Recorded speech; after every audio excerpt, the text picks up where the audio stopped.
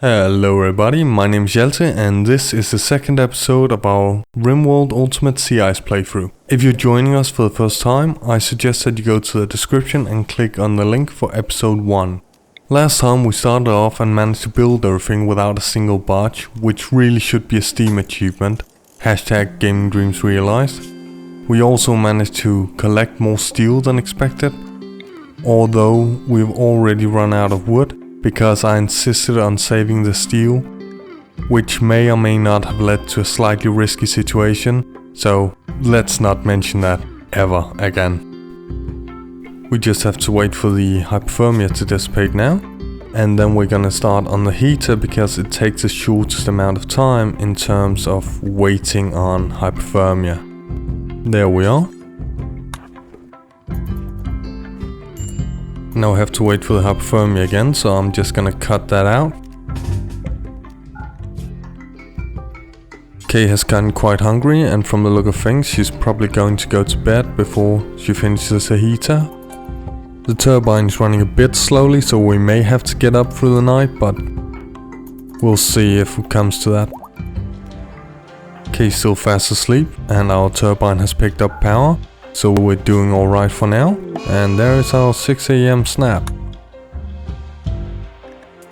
And how quickly things change. So we need Kay on the heater right now, and then on the turbine no matter the state of her hypothermia. And if she barges this, things are gonna get bad real quick.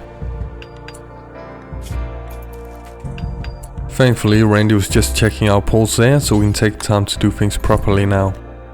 So we'll send Kay back inside to wait out the hypothermia, and we'll join her when it's gone.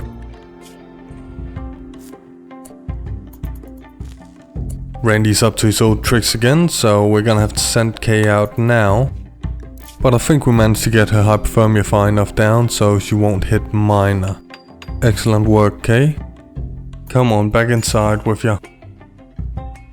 It seems that Kay wants to reward herself with some R&R, but we're not running that risk right now, when Randy's on the loose.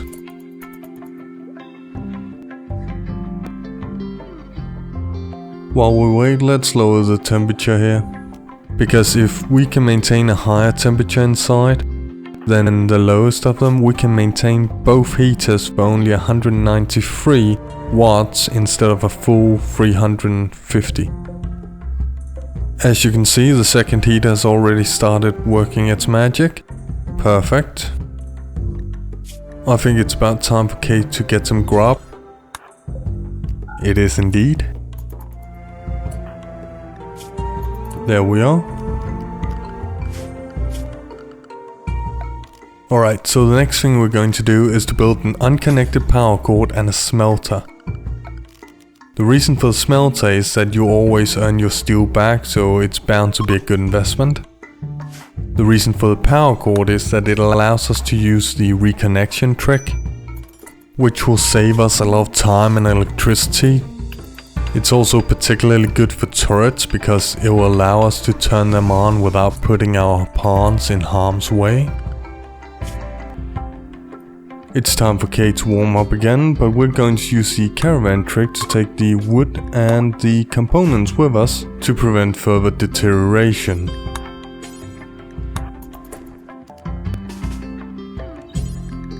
Sometimes when you give a pawn an order while they aren't standing completely still, it will do that.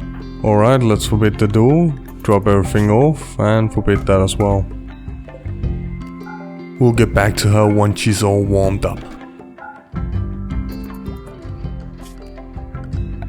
I tend to make it 3 tiles bigger than our current base, because it will save us a marginal amount of time as we expand, but more importantly, it will allow us to use the space for storage without it being unroofed. But we'll have her finish the smelter now, and then she can do the roof whenever she likes. Now we can just turn that off using the reconnection trick. We'll let Kay have a little rec time now, and once she hits serious hypothermia, we'll send her back inside. That'll get rid of one of our debuffs, but we do have quite a few to play with, so yay us. But that's how the early game works.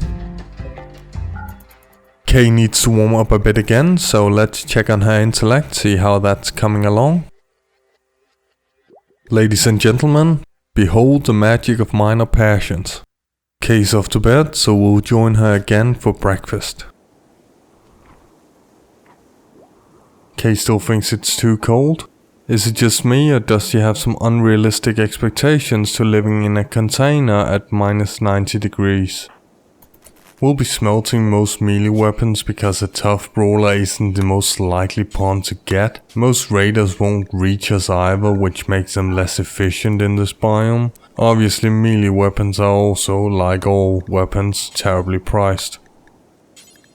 We're going to do the same to armor, because that will give us both steel and cloth. Obviously we'll practically never want to smelt untainted armor. And lastly we have the slag. By the way, if you enjoy this video, click the subscribe button and the bell icon and leave a like, it will be much appreciated.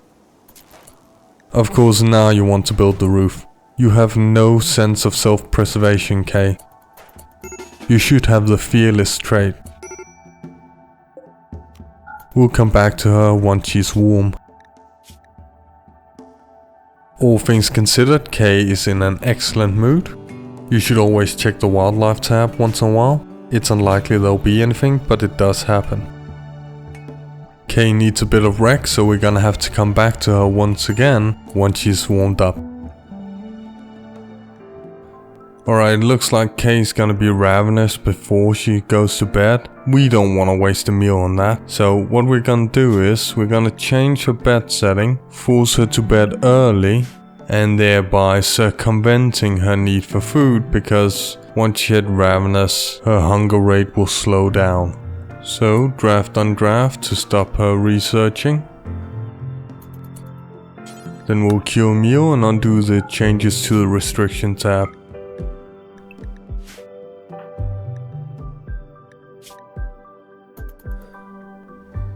Kay didn't starve through the night, so it's time for breakfast. She's also up before the 6 AM snap, so you get to enjoy the sound of that lovely klaxon. And there it is.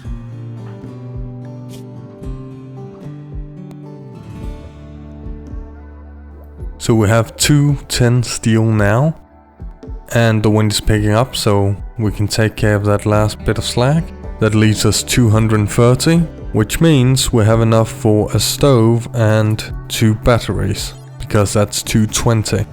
So that is excellent. Kay is very insistent on only building once she has serious hypothermia. So once again we'll let her warm up and return to her in a bit. I believe this is our first flash storm. But it's far away from us, so we're just gonna ignore it and let her get back to work. It's about time for dinner. It's worth noting that we have 26 meals left, so we've eaten 11 in 8 days. That's about 1.4 a day, which leaves us with about 19 days worth of food left, plus a rabbit. Kay has finally decided to finish our roof. Now that that's done, we're just gonna make a hole here so it counts as outdoors when she goes out to throw horseshoes. Kay's off to bed soon, so we're gonna let her finish work and then we'll join her later. Kay just went to bed and 2 of our snaps expired, so we're going to take full advantage of that. We're down to the mid-60s below 0. That's practically Danish summer weather. Kay also looks like she's gotten, let's call it, sufficient sleep. And we have 207 steel up here, so we are gonna make a run. And obviously we need to do that before the next snap hits at 6 AM. So if we go now, we can probably make it just before it hits. The snap hit late in the run, so that's perfect. By the way, I cut out the run there because we didn't move anything close, so we just grabbed everything we could. We're gonna let her either get warm or go back to sleep. It's probably going to be the latter. Randy is very insistent about Kay not getting to sleep because we have our first raid, the Pact of Galosu. And obviously we couldn't just have Susan from Houston or Aberdeen raiding us. No, it has to be Gasaibiro? Something like that. And when we're looking at her gear, that actually illustrates my problem with doing non-extreme sea ice sheet, desert, that sort of thing. Because the first raider you get will completely remove the issue you have with temperature. Gasaibiro is gonna wait around for hypothermia, I suppose. So that's gonna help us out. Hopefully she'll survive long enough to actually get down to us. But we'll see. It looks like our raider is about to hit serious hypothermia, so she's decided that it's too cold to wait outside and she's coming for us now. Now it's appropriate to use one of the rare sentences on sea ice. It's too warm outside, because she's probably going to make it. We're gonna have to wake up Kay in a minute.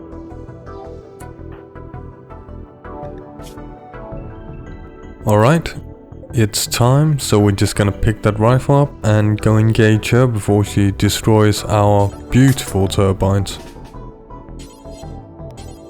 Forgot to unforbid the door there. Obviously, with Siren shooting, Kay isn't going to hit a damn thing, so we're probably doing a lot of hit and run. So let's just check that we can actually outrun her. While it is unlikely to become a problem given how bad her hypothermia is already, it is worth noting that she'll withstand the cold much better than Kay will, giving her clothing. So if it's a very long fight, we might actually have a problem, but again, it's unlikely.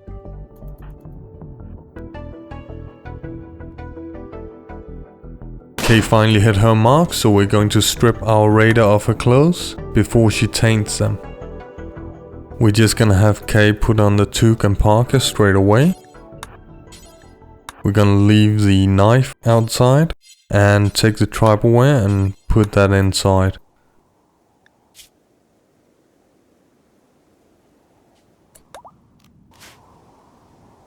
To be honest, I'm sort of amazed that Kay didn't get serious hypothermia during this fight, given how many shots she missed. And we got untainted clothes, so results all around.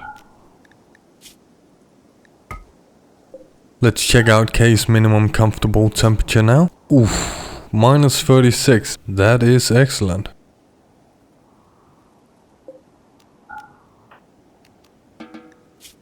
It's time for dinner.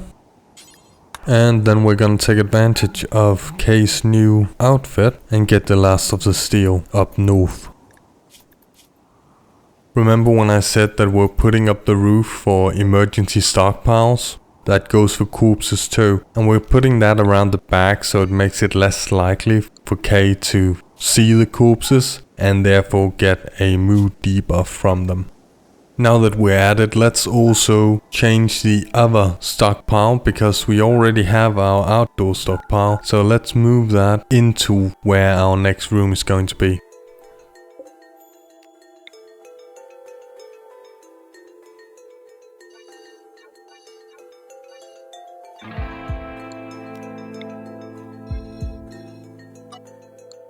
There we are. So let's get moving.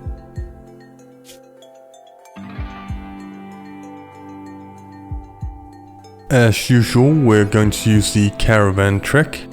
If you're new to the trick, remember it doesn't matter what the destination is, because you're never going to leave the map.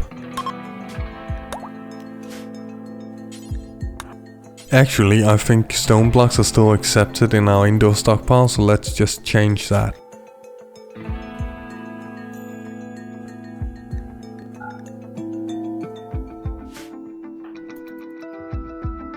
And look at that, almost 80 below zero, and we didn't even get serious hypothermia. That's a testament to how much a little bit of clothing does. We might as well haul a little bit of steel now that we're at it.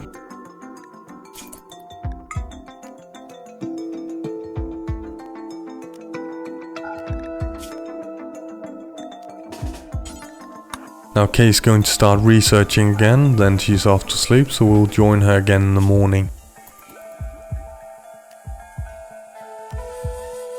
Once again, Kay won't get to sleep for long. A transport pod just dropped. So let's see what we got.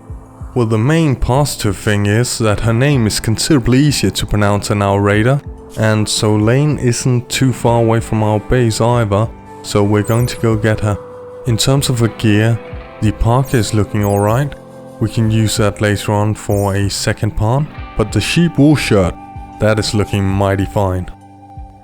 Careful shooter and hard worker, that's pretty good. Unfortunately, she is missing 4 in mining, which I really want for our second pawn to prepare us for when the meteorites start dropping. Social is unimportant to us right now. The intellect is good, but she isn't worth the trouble, particularly not without a sustainable food source. I always forget to unforbid. By the way, if you didn't notice, Solane is neutral, so she should be a sure thing if she survived. And those wounds aren't that bad. Alright, time to strip her and do the caravan trick.